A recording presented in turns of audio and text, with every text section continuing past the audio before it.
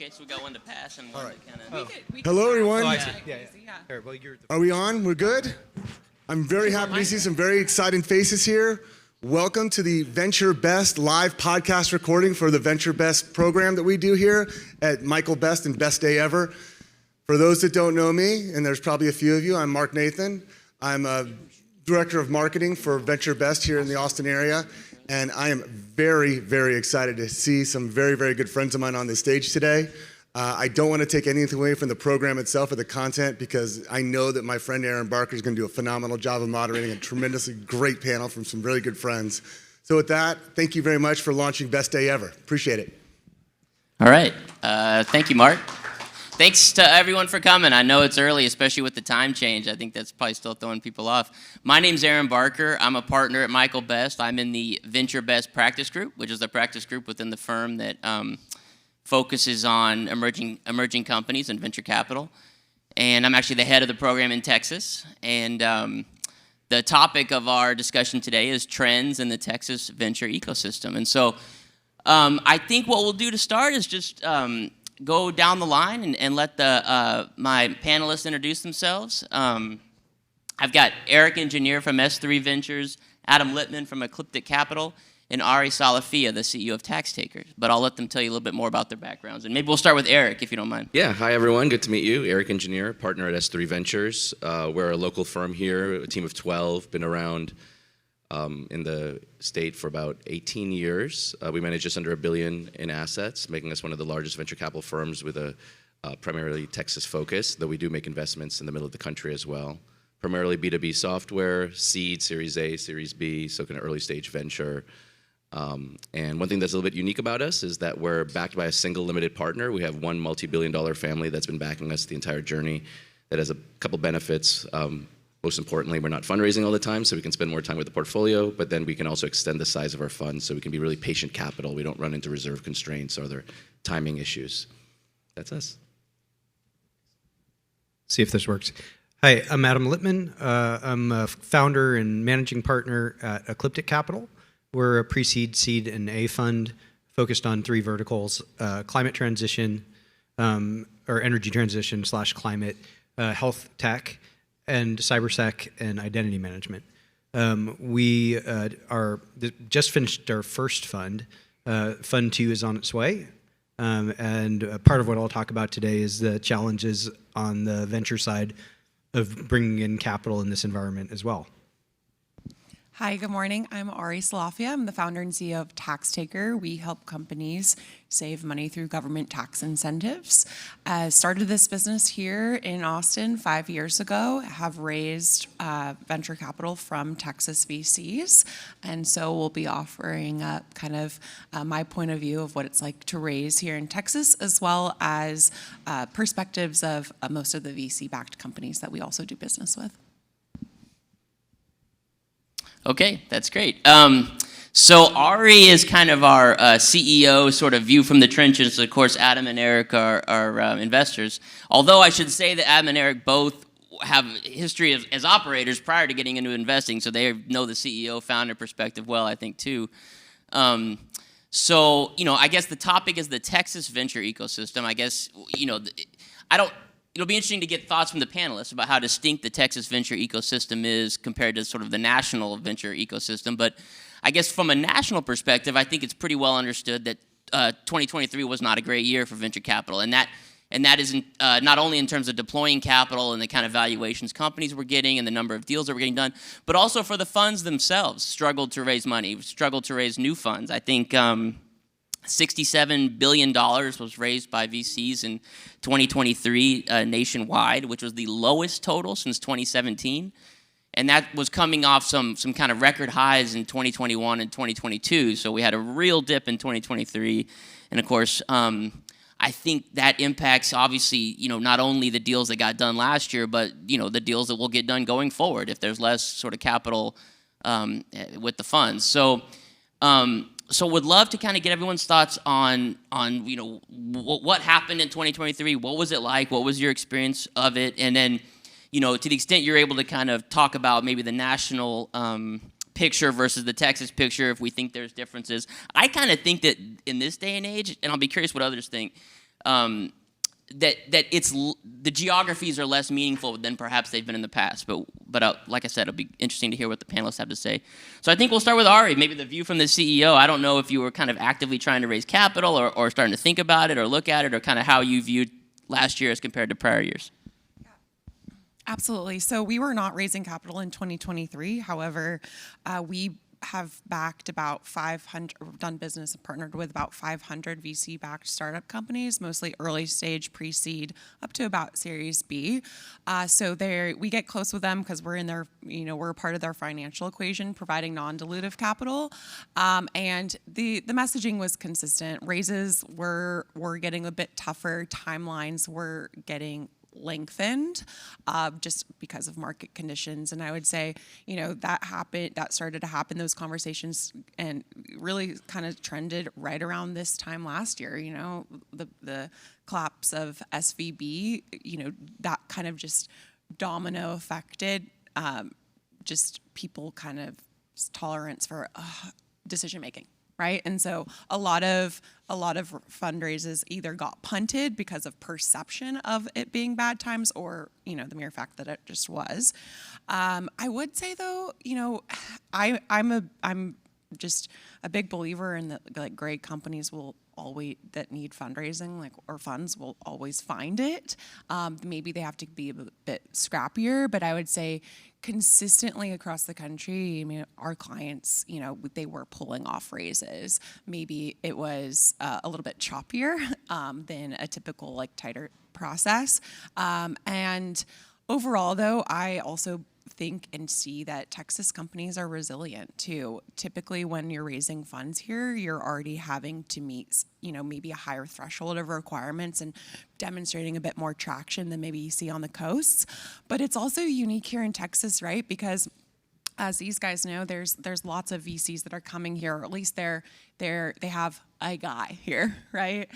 So that access to other markets, other funds has just kind of expanded. So I didn't really see Texas having necessarily a challenge just because of the ability to reach kind of funds everywhere. But definitely the timelines were lengthened. And really saw a lot more. Maybe they were going from seed to A, maybe seeing more seed, late seed, or seed extensions, or bridges to kind of band-aid the way. Yeah, I would say use one word for 2023. Looking across our portfolio and talking to a lot of founders, which is a bit of trauma, and that stems from what was their prior raise valuation. It stems from a more conservative approach from investors. We work in sectors, a lot of them are more hard tech sectors. And so there's also less funders for hard tech. And then it also tends to be more capital intensive. So there's a number of factors that play there, but it just seemed like everybody took a bit of a pause to reflect on what are the economic conditions, what should we be doing right now. Also, though, the folks like myself are looking at our portfolio, trying to understand what the needs of the portfolio are going to be, and especially if you're late in your fund cycle, meaning you're in your reserve period, then you're really looking at, okay, how do I choose which of my portfolio I'm going to continue to support in an environment where I know it's going to be more difficult to raise. So part of the perspective that I want to bring here is okay, if you're really constrained on the capital you can deploy, and you're looking at across your portfolio, and maybe some of those you weren't the lead on, and some of them had worse terms than others, and maybe the traction is relatively behind compared to what's expected now that the expectations have risen, you've got to make really tough decisions. And as an operator / venture person, that's really tough because we get super close to our founders, and we're working with them. We meet with most of our companies weekly, and so we're really close with these folks. And so having to kind of choose which of your kids you let die is brutal, and it's really hard on that relationship that you've created. But those are the tough decisions that need to be made. So 2023 for us, right, we saw a lot of seed extensions, a lot of folks, or Series A extensions. And basically what does that mean, right? Bridge, extension. What it means is like you're trying to protect from getting crushed, right? A big down round or a recapitalization or those sorts of events, because when the expectations rise, that means you need to prove your business more, right? The more business metrics. I always like to say, like, you're either selling your story or you're selling your metrics. And if it's too early in the business, you can only sell your story. If it's later on, you begin more to mix in the metrics. And what I would say is 2023 became the year of metrics, right? You had to prove it.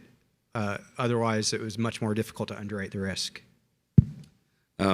It was tough for sure, and but I guess I'll take the other side of the coin here, which is I'm also very optimistic and just generally still very bullish on Texas.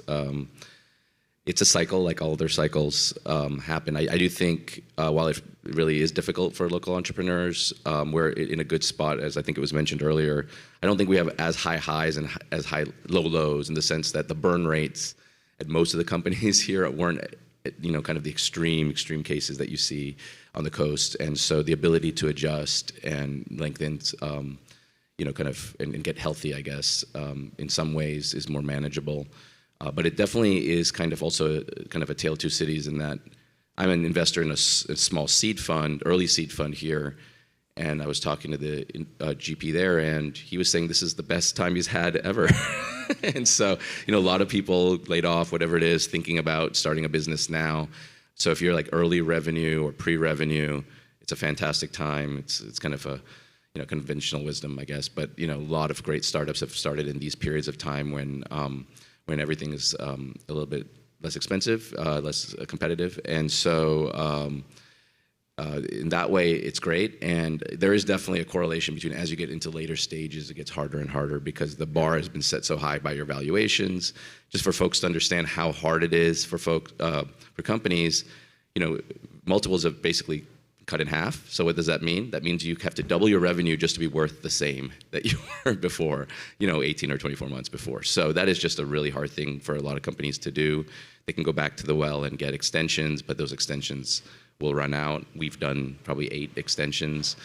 Sometimes we've done second extensions because we can. A lot of firms can't. But eventually that, they'll have to go to outsiders to raise, and it will be challenging. But that's part of the model. I think we all forgot that, in venture capital at least, or in startups, half of the companies at least fail. And we haven't seen as much of that because of the bull market we've been in. But this is kind of back to normal, and it's probably healthy in some ways. Yeah, just adding to, I think your point is a really good one, that like, at least in Texas, we haven't seen the same sort of dynamics of like the growth at all costs, pour tons of capital in and just like light it on fire. It doesn't matter as long as your top line grows. Or it might not even be top line. It might not have anything to do with revenue. It might just be user growth. And we haven't really seen that as much in Texas. And so maybe we don't suffer as much as a result. And yeah, absolutely, fortunes are made in downturns, right? So that's I'd add one other thing, which is you had mentioned all the fundraising that had happened. We're in a very strong position given the situation because the largest funds in Texas, maybe 4 or 5 of them that are Texas oriented, all raised their largest funds ever about 2 to 3 years ago. And so these are fresh funds that have a lot of capital and probably have the opportunity now to adjust their reserves and things like that for the more, at least the investments that they've made over the last 2 years. The funds prior, those might be a little harder, depending on each fund. But the amount of local money here and the alternatives, at least there's capital versus no capital. I would just remind ourselves that maybe 10 years ago, it would have been a very different situation. Yeah, so I think that's interesting, and we'll get to that a little bit more, after we kind of finish up with the post-mortem. We'll talk a bit about what does the future hold, and I think that is part of the story, is that there is money on the sidelines. 2021 and 2022 were great years for fundraising, and so, a lot of that money maybe is just waiting to kind of see how things shake out before they get deployed, although eventually it has to be deployed. But just sticking with 2023 a bit longer, I think it was interesting, Eric, you talked a little bit about the stage of deals and how maybe early stage deals are still getting funded. And I think there's some data that bears that out. I think the data shows that the size of late stage deals is much lower, and they kind of declined quarter over quarter throughout 2023. And I think late stage deals, the median was like $21 million, where it had been 50 in, I think, 2021, which I think was maybe the high water point. And then it kind of, from Q1 to Q4, it's like late stage kind of got worse and worse. You didn't see that. The data does not show that quite so much with seed. Seed was down in 2023 compared to high water years, but it sort of stayed steady across the 4 quarters, and it just didn't seem to get hit as hard as late stage deals. So I would, be curious to get you guys' thoughts on maybe what's driving that, or if that's what you're seeing. I think you all kind of are in a little bit different, or focused on maybe different stages of the growth story. So maybe it'd be interesting to kind of get your thoughts on that. Maybe we'll start with Ari once again. I feel like my perspective won't be that expansive on this question, but seed activity. Most of our clients are at the seed stage, so we were also, seeing quite a bit of exit opportunities. Also seeing even kind of PE plays coming downstream, whereas prior maybe they would be waiting for 10 to 20 million in revenue. You're also seeing kind of that come down, which is sort of interesting. I'm gonna kick it over though. I don't have too many insights on kind of stats. Well, this is anecdotal, I would say, but on the early seed, like I was saying, a lot of it is you're just selling the promise. You're investing in the person. It's a long journey. You're going to grow them. The cycle is going to revert to the mean at some point. So people are kind of thinking about it from a different context and time, like a window or time horizon. The stats on seed are a little confusing, and some of this has to do with just nomenclature and extensions and things like that. Like people raise multiple seed rounds. So it's hard to know, are those 2 different stages or one being compressed with all the extensions that we've talked about. The bar for getting to A is higher. You used to say, I can raise an A with 1 million. Now maybe it's 2 or 3. And so people are trying to keep going with seed rounds. Or if they're raising a new seed round, now they're raising bigger seed rounds because they know they have to go longer. So these are all just hypotheses, but I just feel like some of it just could be the way things are categorized, and some of it just could be the nature of the stage. I think the other thing to think about is none of these companies have any real history. There's no messy cap table to deal with. So this is somewhat of a clean slate. You're not dealing with prior valuation. So from an investor perspective, if you've got a bunch of dry powder, this is the greatest area of opportunity to deploy, as long as that's what you do. You invest in seed stage. So those deals, because they don't have to sort of re-anchor, it's much easier to get them done, right? Because all it becomes is a negotiation of I believe in what you're trying to do. I believe in you as the people to do it. Let's find something that works, and you can sort of forecast forward what it will take. And that's what you should be doing, right? You should be looking at, okay, what are the next couple of stages? What do I need to achieve in between now and then? And so as long as you can align around that, those deals are really easy to do. You have to get over the emotion, though. So the thing that I think it's gotten better now than it was a year ago. The bid-ask spread was really wide, right? So it was. Whether it was entrepreneurs themselves or even just the insider investors, right? Us on the other side of the table. Kind of not willing to let go of that old valuation that doesn't really have any bearing in today's market, or maybe ever again, right? And so that has just taken time, I think, for people to kind of come to terms with, and I see that all the time. You have things aren't priced, but they'll have a cap, and people have in their mind that cap is a valuation, which I always have to remind people it's not a valuation, it's a max. It's the Y Combinator effect. Yeah, exactly. And then you have, I just looked at a company, where if we valued it the way we would have valued it, it would have been really painful for the founder because of all these piled up post-money safes, which are brutal on people, right? So you have to so there's still cleanup, right? Then you have to kind of go get the founders back to a point where that makes sense for them at this stage, so they're not super diluted. So there can still be some messiness, even at those stages, if people raise too much too quickly. Yeah, I think if you're brave enough to start a company in 2023, that newness could be an advantage, right? That cleanness, it's exciting for an early stage investor. Dare I say, capital efficiency is actually happening now, whereas before it was kind of just a goal. But companies are becoming profitable much, much sooner now out of necessity. But using that newness and those clean cap tables to your advantage, not having kind of the drama of a past valuation is a compelling. I'm not allowed to say pitch. Can I say? I can say pitch up here. Someone steal. Oh, it's Eric. It's Eric. I have a two Find me already. afterwards.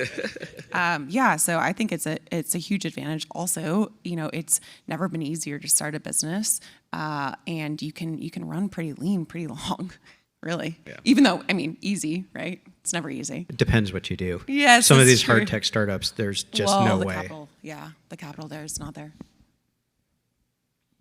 Yeah, so valuations are an interesting part of it. Obviously, they're going to go down in a tougher market. Just anecdotally, also, what I saw from the legal side is investors, particularly inside investors, working with the companies to kind of try to defend the valuations for follow-on rounds and get more creative with other terms, which, there are kind of ways to do sort of what amounts to maybe a backdoor lowering of the valuation without actually lowering the top-line number. And a lot of the kind of venture terms that we, over the last maybe 2 or 3 years before 2023, we thought were sort of standard. Nobody ever changed them in the term sheet. Broad-based weighted average anti-dilution would be an example. And, it was just kind of like a placeholder. We started to see people play with that kind of stuff a little bit more than we'd seen in the past. And so, but again, in an effort to kind of avoid lowering the top line. So I think one interesting question is, I've got a statistic here that down rounds jumped from 8% in 2022 to 20% in 2023. So obviously that's a big increase, but 20% is still kind of low, relative to the number of rounds that happened. So do we feel like the market has right-sized and people have sort of come to grips with the new normal, or is there still some more sort of pain to go before we get to that point? And I'll just throw this one out to the panel, whoever. I think there'll be more pain. I think that is a lot of that delusion that I was mentioning earlier, where people just did the flat extensions when they probably should have taken their medicine last year, and now they're realizing that they didn't grow into it or whatever, and things haven't changed. The interest rate cut didn't happen. 100% agree. It's like the shadow market in real estate. There's a bunch of stuff that's sitting out there, right? And unfortunately, like if you took an extension and you weren't able to actually gain the traction that you needed to, you just delayed the pain and in some cases made it worse. 100%. I'm seeing a few companies that they're delaying the pain. They're struggling. The down valuation isn't helping them whatsoever. And I guess the last thing is, like, if you're forced into a full recapitalization, that's where it gets really kind of hairy, right? Because financiers, a lot of them will shy away from it just because it's so messy to do the full recap. So that is like more pain, right? So if you did several extensions and you're still not there, the only way to kind of continue is to do a recap. Yeah, actually, on that topic, it's easier said than done. But if you can recap yourself, you're probably better off than hoping some investor will have the conviction and willing to go through the brain damage of it themselves, like an outside investor. So, if you just know that there's no way you're going to get to that, the preference stack is just so high, and that is fundamentally what's keeping you from raising. Everything else in the company is great. It's just the cap table. We'll fix the cap table. And as investors, your insiders should understand that that's the way forward. And I can say that with conviction because we actually invested in a company that did that to themselves recently. It hasn't been announced yet, but so it can unlock investors' interest. And to that point, like, it just emphasizes how important it is to build your cap table intentionally, right? So the people that you allow in, you need to have active conversations with them, because if you get to that point, right, you need the full cooperation to continue. Otherwise, there's no way you're going to be able to do a self recap if you've got sort of investors that aren't playing ball. Yeah, I think that was a good point about how companies and investors often avoid the recap, in part because there's a lot to it. It can be messy. It can be dangerous if, there can be disagreements about what it should look like and who's benefiting who, and, especially if the investors are on the board and making decisions about, how stockholders will be treated in a recap. I think there's a lot to kind of think through, and if companies can find ways around it, they often will. But yeah, the wisdom of that, I think, I don't know. Maybe you kind of got to take your medicine, especially when it's a down year already, and so the market sort of understands that if you did a down round and a recap in 2023, maybe nobody holds it against you, or less people would hold it against you. So that's all interesting, I guess. So that's 2023. I think not the best year, but there, I think history will probably show that great companies were formed and raised money in 2023, and because down years just seem to always be that way. But I guess so then looking forward, obviously one of the big drivers of venture investment and the outcomes for companies is exits. And so I think it's maybe worth talking a little bit about what we think happened in 2023 with exits, what we think is coming in 2024. The IPO market was not good in 2023. There were a couple companies that high profile sort of tried to do it, and I think I think that they mostly Instacart and Klaviyo, they mostly were down from their opening prices, so that there was kind of a negative signal in 2023. And then for M&A, there's been some high-profile deals that fell apart, like obviously the JetBlue and Spirit Airlines deal was in the news. Adobe and Figma fell apart, so it felt like the regulatory environment was maybe growing more challenging for M&A.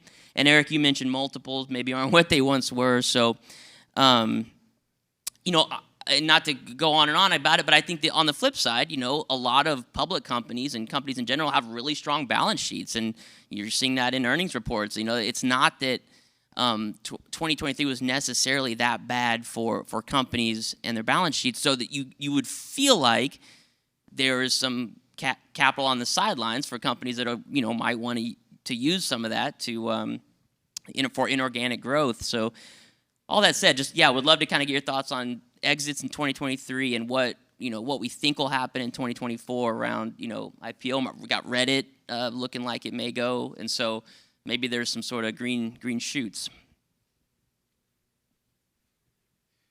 I mean, to me, it's like very sector specific. So there are sectors that have remained hot. Cybersecurity being one of them has remained acquisitive, but there's a lot of bargain hunting going on. So that is, the valuation discussion translates there. The other thing to think about, though, is there's sort of been this contagion of large companies with big balance sheets doing layoffs, and doing layoffs and M&A at the same time never goes well, even if it's just from a PR perspective.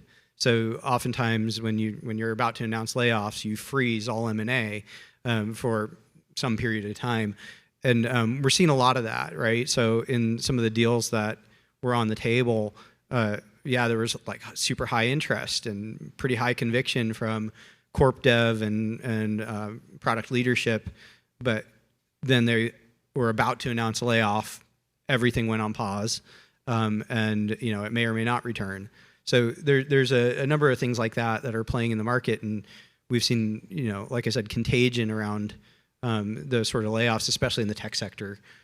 So it was slow, smaller, and sector specific. Yeah, I think in kind of the founder inner circles, I like the way you said bargain hunting. I was calling 2023 kind of the year of the discount. A lot of companies seeing what the appetite was, because they maybe knew that these companies weren't going to be able to raise at the terms that they wanted. So maybe could they swoop them a little earlier? That certainly is something that actually has happened to us. Every 6 to 9 months or so, we have some type of competitor kind of sniffing around, and so our investors were really helpful in that process. But it's always at some kind of cost. So just kind of really being attuned to that, and talking with others about what you're seeing is helpful, because when you might not be able to raise your next round, maybe maybe a win might sound good, but I thought it was really sharky. Especially when legal gets involved, then you really see what they want. And so a couple of opportunities fell through for the better for our company, as well as I know a handful of founders both here locally and nationally. I'd agree with the sentiment that this year is the bargain hunting. Maybe private equity starts doing it too, but people are looking for deals. I think the thing to look for is the IPOs. I don't think it's going to happen this year, but like whenever it does, because to me, if you understand how the money kind of circulates with venture, right? We're going to get to a point where the funds that raised money, like I mentioned a couple of years ago, are going to be done with their first like 4 or 5 years of their investment period, and they have to go back to raise money to make new investments. And if they haven't had distributions back to their investors, their limited partners, that are meaningful, it's going to be hard. And really, if you look at where the returns in venture come from, the big wins come from those IPOs. And so the sentiment around the asset class and everything like that is very much correlated to that. And so the longer it goes before the IPO window opens up, the more pain, I think, overall. The other factor that we haven't talked about yet is what is the risk-free rate, right? How do borrowing interest rates affect people's willingness to acquire? And that certainly plays a big factor, because there was a lot of leverage happening when the interest rate that you could borrow at was so low. It was like free money. They could do a lot of acquisition with a lot of leverage, right? And now, not so much. And so the balance sheets that they have are oftentimes reserved for, save the fat for winter, so to speak, and do very strategic acquisitions and bargain hunt and kind of more sniper style than spread shot. I'll add to one thing there.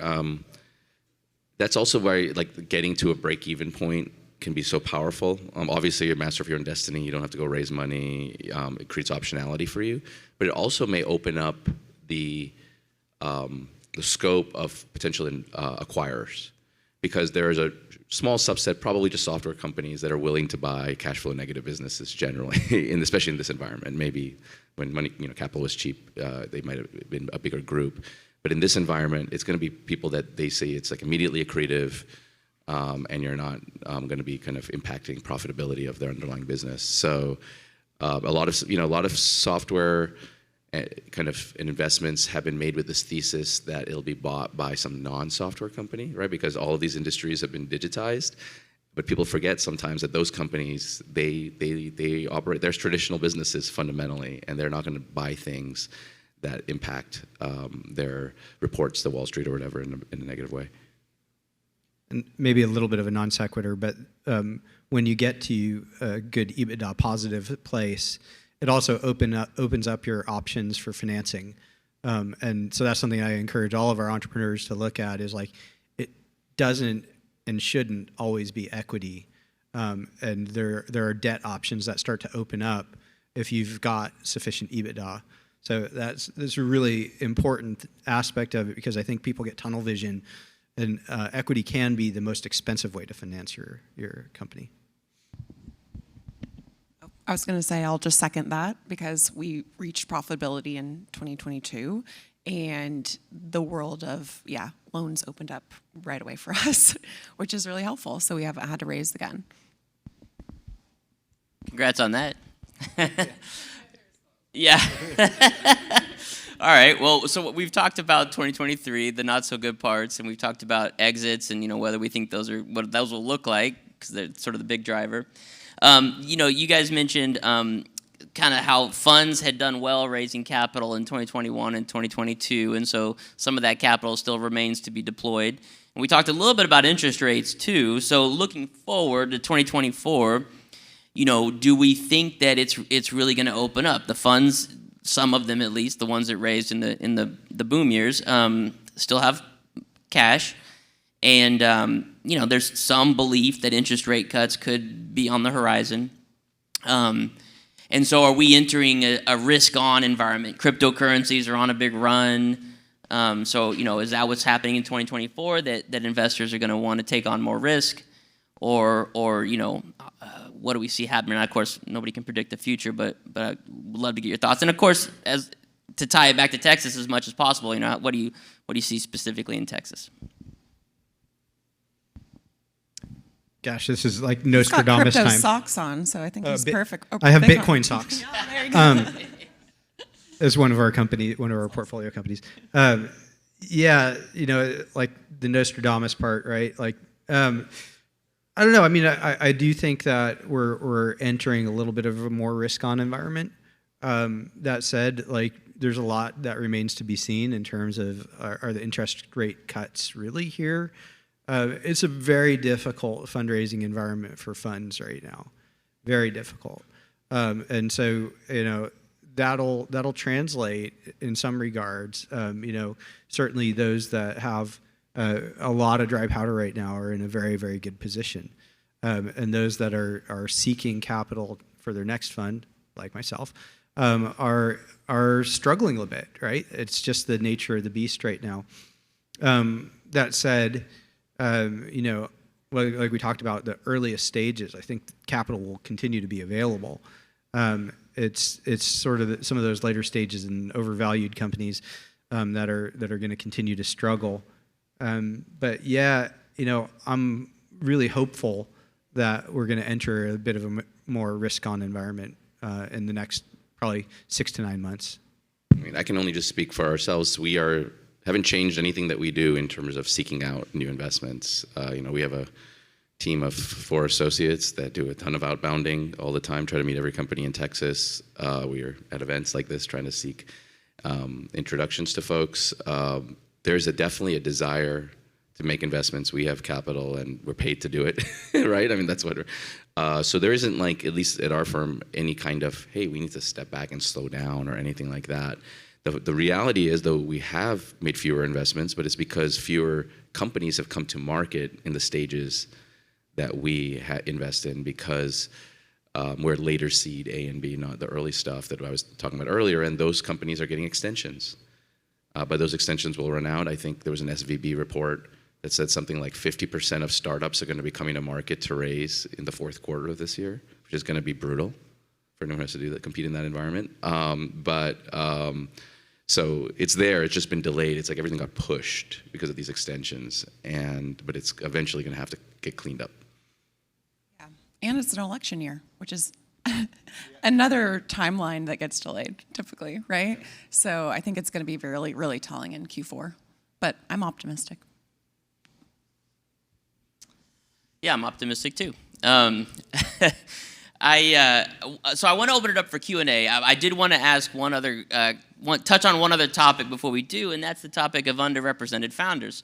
And so, there's been a lot of discussion lately about supporting underrepresented founders, and I think, a lot of folks in the ecosystem are trying to do what they can in that regard. Ari, as a female founder, would love to get your take on how real that is. Are you seeing the support? Just kind of get your perspective on that in general. And then from you two guys, I'd love to just hear about kind of what you're doing and what your funds are doing in that regard as well. Yeah, absolutely. Happy to share there. The statistics are still pretty abysmal, right? Especially for female founders. 1.9% of venture capital went to female-led companies. It's even worse for underrepresented founders in Austin. I think I just heard it was actually 1.6, which I was actually really surprised to see, because I think that most of the Texas funds, that's it's not even that it's a non-issue. You're seeing active investments to diverse teams and women-led teams. I would say that I didn't face some of those difficulties when I went through our raise. However, I do notice that a lot of the funds, they're just smaller funds that are focused on particularly underrepresented and female-focused.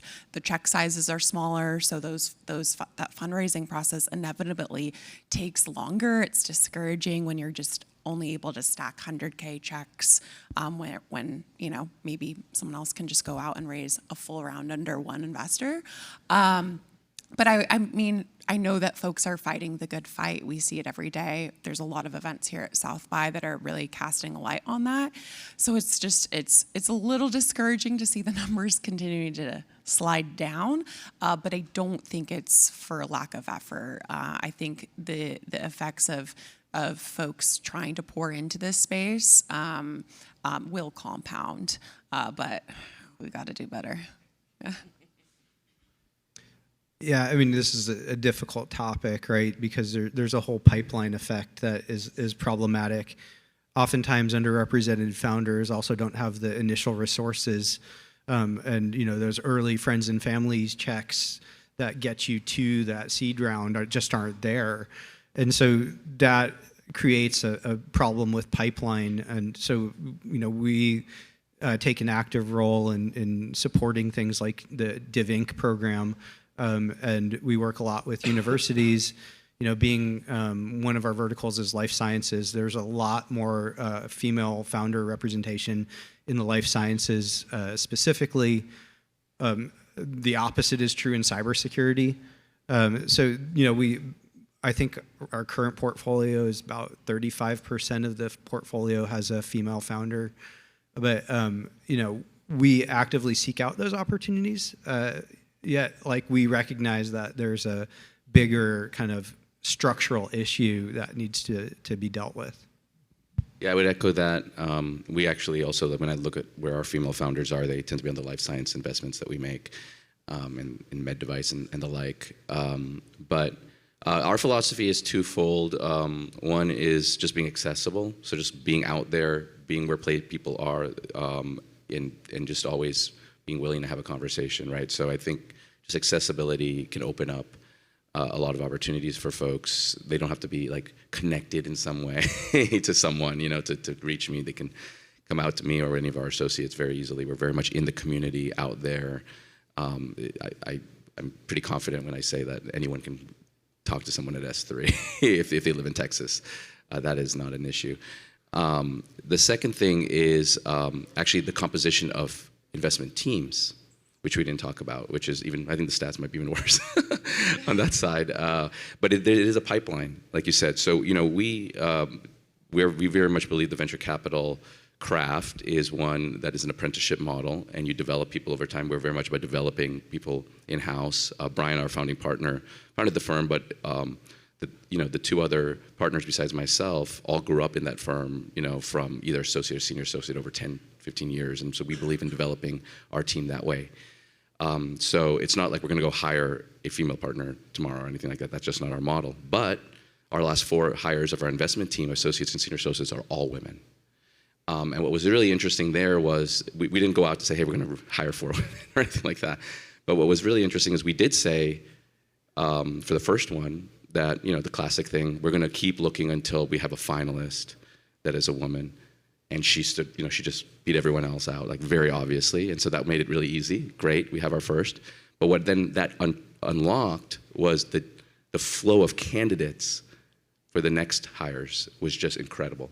And then the next 3 were purely just, they were the ones who rose to the top. We weren't trying at that point. So it's just, I think, and when I talk to those folks, those employees now, they will say that, yeah, the fact that Nicole was here and I saw her picture and I knew that she had hired and it's a good environment for a woman and this and that, really made them more confident or excited to apply for that. So, I think it's that first one that can unlock a lot, and that's been beneficial to us. Yeah, I think that's a good point. We see that on the legal hiring side, actually. I get questioned, especially when I'm interviewing female candidates. I have found more recently that they ask, how many of the partners at your firm are women? How many women are on the management committee? How many women partners are in your office? And they want to work with female mentors, and they want to see women in a leadership position. So I think, I think there's a kind of a virtuous sort of spiral where, once you get that representation, it kind of leads to more and more interest. So that's all great. So like I said, I did want to save a little time for Q&A. I think, Right here.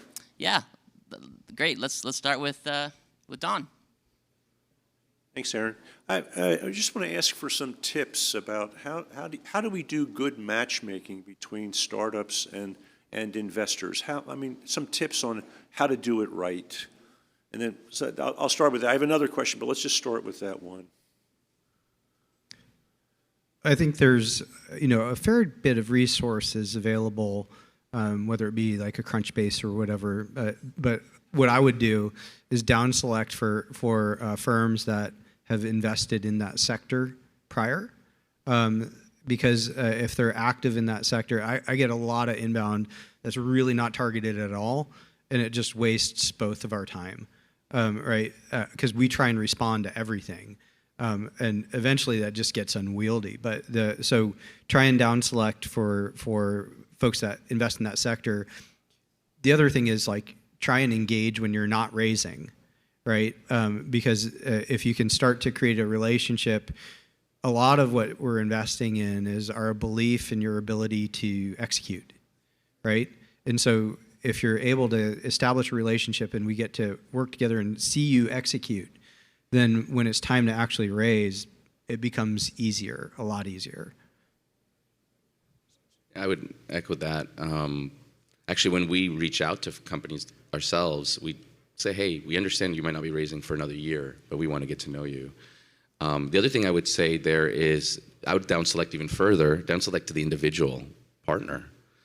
Because, and especially at larger firms, folks may have sector focus or whatever, but at the end of the day, it's dating and it's individuals believing in each other and wanting to partner over a decade together. And so, there could be affinity because of whatever background. It could be because of a domain. It could be a lot of different things that can kind of drive that connection. Yeah, I would say using the strengths of your partners, because a lot of them have been operators, and those founders are going to have a connection to those individuals, and they're going to remember how they connected with them and how they made them feel and how they were seen. And I always believe that people connect with people, not logos. So you might, have the top, firm in town, but at the end of the day, these companies are going to be connecting with the people that they want to, be doing business with, and it's a long ride for a lot of these companies, and it goes both ways. So I would say leaning really into the strengths of the team is really going to pay off with the founders at least. And Adam, you said Crunchbase is a good tool? Crunchbase, there's a bunch of resources. I mean, like PitchBook is mostly for expensive. It's super expensive. Yeah. Crunchbase Pro. Yeah, Crunchbase Pro is pretty good. That's pretty good. But last thing though is like I would definitely also try and select the partners that you choose to have invest in your company too. It goes both directions. Is really important because, excuse my French, you don't want an asshole on your cap table. Thanks.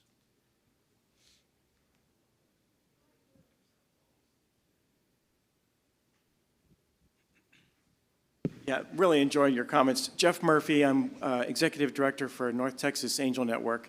And based on a lot of your talk about investing in seed companies, seed stage, that's pretty much where we find ourselves often. And can you just talk about how you might liaison with groups, and this kind of ties into this whole finding the right match and helping people, close their round, that kind of thing. You're asking how we work with angel networks? How you work with angel networks, yeah, and just help, and it's also about helping startups to close their round, because we find angel networks are always syndicating deals with each other to help, because none of us write lead-sized checks like we often tell them, go find somebody like yourselves, get a lead, come back to us, and we'll help you close the round. And but I'd like to hear from your perspective how you help, talk to these folks, especially in this environment where I'm hearing, our guys are struggling, startups, and are you finding that maybe more than you did in the past? Are you looking to find other investors to help your startups? Yeah, certainly. It's always a challenge to close out rounds, and certainly syndication is an important part of that. Oftentimes we find ourselves working with the same set of funds over and over again. But with respect to angel networks, the ones that can act more efficiently are the ones that we prefer to work with. The kind of classic, it'll take 3 months and you've accumulated, $25,000 checks, it becomes very difficult for us to help them manage the process. So, the more efficient the process of the angel network, we'll prefer to work with them. So like Goose Capital out of Houston tends to be pretty efficient, for example. Yeah, I would say also just demonstrating what that relationship looks like between your syndicates and that next early stage seed fund can be really helpful for the businesses too, because a lot of times an angel might have that introduction to a partner at an institutional VC, and that's going to be helpful. And then running a tighter process. I think that's one of the negatives that I hear from raising from angel groups is just they're kind of bending over backwards in the same way they would for a institutional VC round for smaller checks, and sometimes it's like maybe you just need to go get some of those customers. Obviously, that's industry specific, but just being super relationship driven for the companies as well as the next investor that you can be helpful with, I think is kind of a winning strategy there. I don't have anything to that. But I will say that angel networks can be very powerful too, right? If they're engaged and active, like that is a big value proposition. And sometimes the angels actually are more helpful than some of the venture capital firms.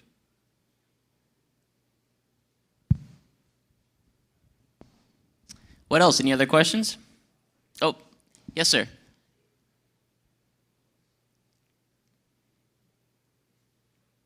How you guys doing? So earlier you said either you're selling your story or you're selling your metrics. And so I have two startup companies, but I don't have the case studies or the metrics currently. I feel I need to acquire funding to take my business to the next level. And so I wanted to know what are your strategies in the pitch process to sell your story if you don't have the metrics?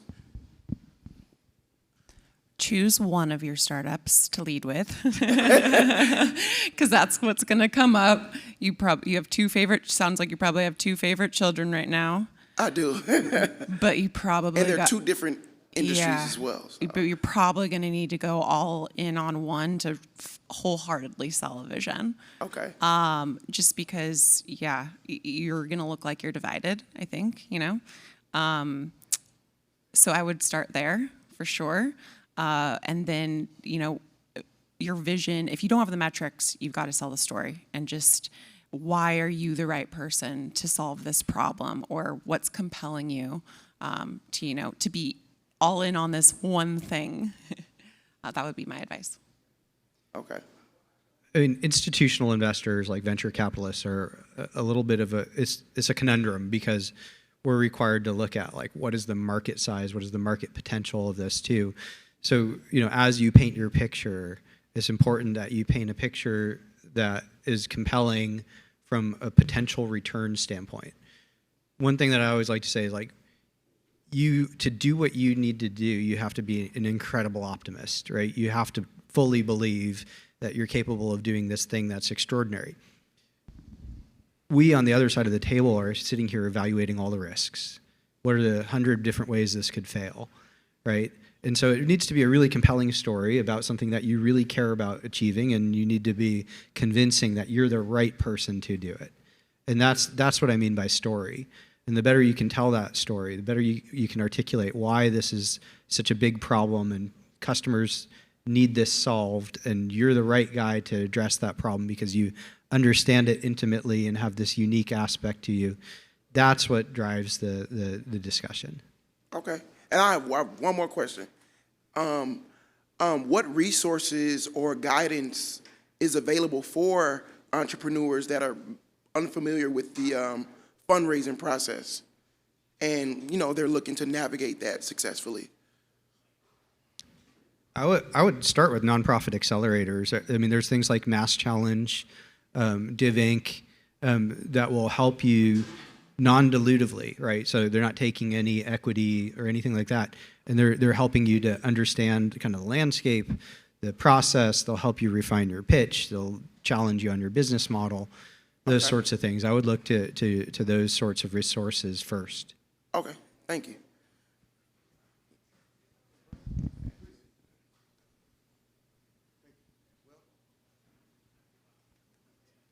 Hi there. Could each of you please share your two most important principles when dealing with the CEOs of your portfolio companies? Sure. Being available to them at all times. They can text me middle of the night, weekends, whatever, and just being brutally honest, and like both ways. So like transparency, right? The worst thing is when a CEO, they say bad news should travel fastest, good news can travel slow, and so if they're not sharing something that is an issue with me right away, that's often a problem because it shows a lack of trust and being willing to be vulnerable. And likewise, it's important for me to let them know if there's something I'm seeing that doesn't look right, so that they can correct it as fast as possible as well. So maybe clarify, are you asking like what our values, or are you asking what we value in the CEOs? No, I'm asking for your values, how you approach dealing with and interacting with your CEOs. Yeah. Not too dissimilar, really. I mean, it's a lot about transparency. It's a lot about establishing a trusting enough relationship that they will be vulnerable. And having been an operator, right, I expect it to be messy, right? Like that's why I do what I do, is because not only have I been there, I've failed too. So I understand the mess, and I expect that, and I expect them not to be experts in everything. So it's like that sort of like give and take relationship is super important to me. And it's why we take longer to pull the trigger on investments, is because if I don't have that kind of relationship, I just can't work with those founders. So CEO lens, but transparency and access is of the utmost importance for me with our investment team, for sure. Yeah, I think that's about all the time we have. I don't want to go too far over, but I appreciate all the questions, and thank you so much for attending early on a Monday morning. And thank you to our panelists for being here and sharing the insights. And I know we have a lot more programming throughout the day, so I hope folks will stick around and enjoy some additional presentations. Thank you.